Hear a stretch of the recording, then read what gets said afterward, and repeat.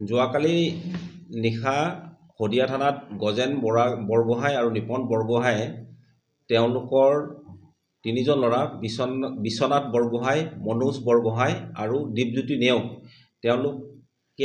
তেওঁলোকক ফোন কৰি জনাইছে যে আমি আলফালৈ গৈ আছোঁ। তেওঁলোকে এখন মাৰুতি গাড়ী এখন লৈ কিনে কৈছে যে জাগোনৰ ওচৰত আমাৰ মাৰুতি গাড়ীখন এৰি থৈ যাম, তহঁতে লৈ যাবি, আমি জংঘললৈ গৈ আছোঁ আলফালৈ। আৰু সেইটো খবৰ পোৱাৰ লগে লগে আমি এটা অপাৰেশ্যন আৰম্ভ কৰোঁ আৰু তেওঁলোকক খাৰচাঙৰ পৰা কৰায়ত্ব কৰোঁ। আৰু খাৰচাঙৰ পৰা কৰায়ত্ব কৰি অনাৰ সময়ত তেওঁলোকে কৈছিলে যে তেওঁলোকৰ এখন মিটিং এটা হৈছিলে এটা নিৰ্দিষ্ট জেগাত।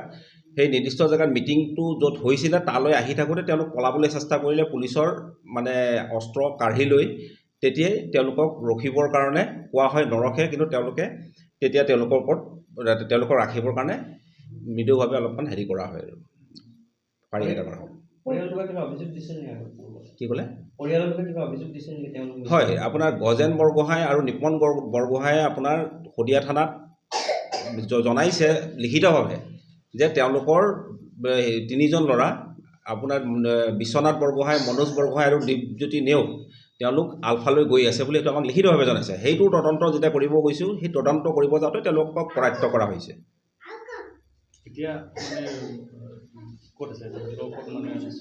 তেওঁলোক বৰ্তমান আপোনাৰ AMCত আছে, ডিব্ৰুগড়। তেওঁলোকৰ ওচৰত অস্ত্ৰ শস্ত্ৰ আমি পোৱা নাই। আপোনাৰ হ'ল কি, তেওঁলোকে খালি আলফালৈ যাবলৈ বিচাৰিছিলে, যিটো আমি হ'ব দিব নোৱাৰোঁ। আমি মানুহ আলফা নিষিদ্ধ আলফাত আমি মানুহ যাব দিব নোৱাৰোঁ। আৰু সেইটো ক্ষেত্ৰত আমি সদায় আইনগত ব্যৱস্থা ল'বই লাগিব। আৰু দেখা গৈছে যে আজি আপোনাৰ কেইবা ঠাইতো এনেকুৱা ধৰণৰ ঘটনা সংঘটিত হৈছে। জিপি সিঙৰ আৰু আলফা স্বাধীনৰ মাজত যি এক বাক বিতণ্ডাৰ যুদ্ধ হৈ আছে, তাৰ পৰিণতিতে এনে ধৰণৰ ঘটনা সংঘটিত হোৱা বুলি আমি অনুমান কৰিব পাৰোঁ নেকি? সেইটোত মোৰ ক'বলগীয়া একো নাই। য'তেই বেআইনী কাৰ্যকলাপ হয় তাতেই পুলিচৰ কাম থাকে। আৰু এই ল'ৰাকেইটা যে আলফালৈ গৈ আছে, নিষিদ্ধ আলফাত, সেইটো আমাক লিখিত আকাৰে তেওঁলোকৰ পৰিয়ালৰ মানুহে থানাত জনাইছে। তাৰ পাছত তদন্তৰ সময়ত আমি তেওঁলোকক কৰায়ত্ব কৰোঁ। আৰু তিনিচুকীয়া জিলাৰ পৰা ছাৰ বিভিন্ন সময়ত এনেকুৱা ধৰণৰ আলফা স্বাধীনৰ যুৱকসকল যোগদান কৰি আছে বা যুৱতীসকল যোগদান কৰি আছে। এই চক্ৰটো কাৰ সহযোগত বা আৰু তাত গৈ কাৰ নেতৃত্বত তেনেদৰে যোগদান কৰি আছে বুলি আপোনালোকে অনুমান কৰিব? এতিয়া হৈছে কি, সেইটো আমাৰ তদন্তৰ বিষয়।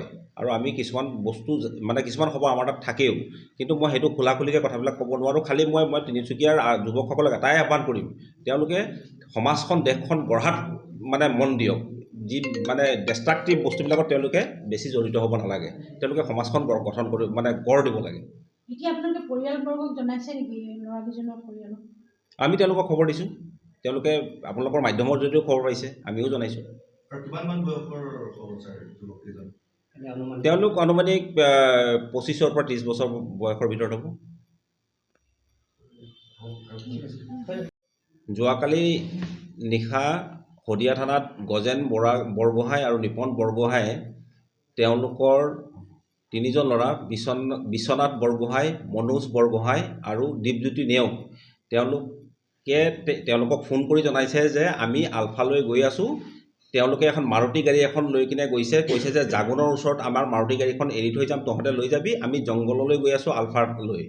আৰু সেইটো খবৰ পোৱাৰ লগে লগে আমি এটা অপাৰেশ্যন আৰম্ভ কৰোঁ আৰু তেওঁলোকক খাৰচাঙৰ পৰা কৰায়ত্ব কৰোঁ। আৰু খাৰচাঙৰ পৰা কৰায়ত্ব কৰি অনাৰ সময়ত তেওঁলোকে কৈছিলে যে তেওঁলোকৰ এখন মিটিং এটা হৈছিলে এটা নিৰ্দিষ্ট জেগাত। সেই নিৰ্দিষ্ট জেগাত মিটিংটো য'ত হৈছিলে তালৈ আহি থাকোঁতে তেওঁলোক পলাবলৈ চেষ্টা কৰিলে পুলিচৰ অস্ত্ৰ কাঢ়ি লৈ। তেতিয়াই তেওঁলোকক ৰখিবৰ কাৰণে কোৱা হয়, নৰখে, কিন্তু তেতিয়া তেওঁলোকৰ ওপৰত তেওঁলোকক ৰাখিবৰ কাৰণে মৃদুভাৱে অলপমান কৰা হয় আৰু পাৰি এটা কৰা হয়। কি ক'লে? হয়, আপোনাৰ গজেন বৰগোহাঁই আৰু নিপন বৰগোহাঁয়ে আপোনাৰ শদিয়া থানাত জনাইছে লিখিতভাৱে যে তেওঁলোকৰ তিনিজন ল'ৰা আপোনাৰ বিশ্বনাথ বৰগোহাঁই, মনোজ বৰগোহাঁই আৰু দীপজ্যোতি নেওগ তেওঁলোক আলফালৈ গৈ আছে বুলি সেইটো আমাক লিখিতভাৱে জনাইছে। সেইটো তদন্ত যেতিয়া কৰিব গৈছোঁ, সেই তদন্ত কৰিব যাওঁতে তেওঁলোকক কৰায়ত্ব কৰা হৈছে।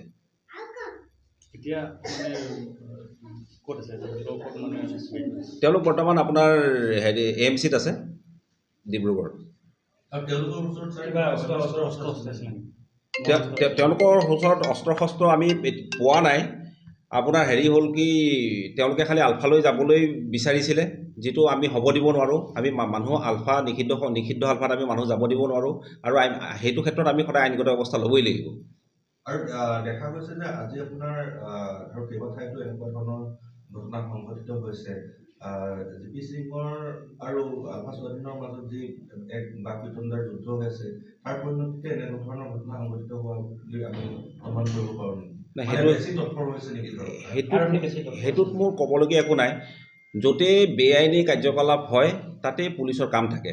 আৰু এই ল'ৰাকেইটা যে আলফালৈ গৈ আছে নিষিদ্ধ আলফাত, সেইটো আমাক লিখিত আকাৰে তেওঁলোকৰ পৰিয়ালৰ মানুহে থানাত জনাইছে। তাৰ পাছত তদন্তৰ সময়ত আমি তেওঁলোকক কৰায়ত্ব কৰোঁ। আৰু তিনিচুকীয়া জিলাৰ পৰা ছাৰ ধৰক বিভিন্ন সময়ত এনেকুৱা ধৰণৰ আলফা স্বাধীনৰ যুৱকসকল যোগদান কৰি আছে বা যুৱতীসকল যোগদান কৰি আছে।